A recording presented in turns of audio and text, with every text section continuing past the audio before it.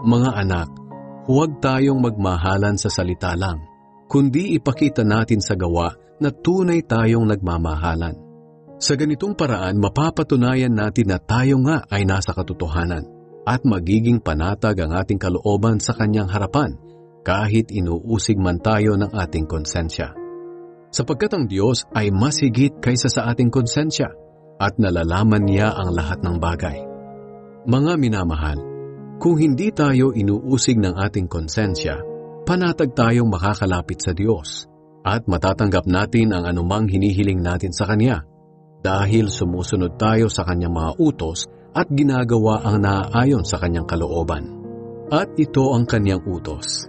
Dapat tayong sumampalataya sa Kanyang anak na si Hesukristo at magmahalan gaya ng iniutos niya sa atin. Ang mga sumusunod sa utos niya ay nananatili sa Kanya at siya'y nananatili rin sa kanila. At malalaman natin na nananatili ang Diyos sa atin sa pamamagitan ng banal na Espiritu na ibinigay niya sa atin.